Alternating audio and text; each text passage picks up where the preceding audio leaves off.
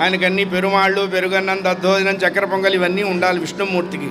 పాపం శివుడికి ఏం అక్కర్లా, ఒక కణము జలము, ఒక బిల్వదళము.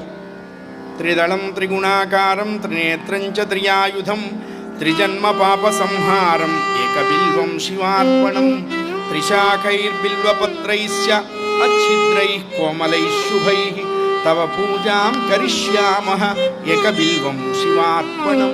ఆ బిల్వదళాన్ని మనం తిప్పి పరమేశ్వరుడి మీద పెడతాం. పెడితే ఆయన త్రియాయువు అని చెప్పి దీవిస్తాట. ఏమిటా మాటలో అర్థం అంటే, నువ్వు బాల్యం చూశావు, యవ్వనం చూశావు, కౌమారం చూస్తావు, వార్ధక్యం చూస్తావు. ఫుల్ ఫ్లెడ్జ్డ్గా నీకున్నటువంటి టైం స్కేల్ అంతా నువ్వు చూస్తావు అని చెప్తాడు పరమేశ్వరుడు. అందుకనే పరమేశ్వరుడికి పెద్దగా మనం ఇవ్వాల్సిందేం లేదు. ఆయనకి ఒక్క ఉద్ధరిండే నీళ్లు, అది కూడా ఈ శివరాత్రి రోజు వేస్తే ఇంకా అదృష్టం.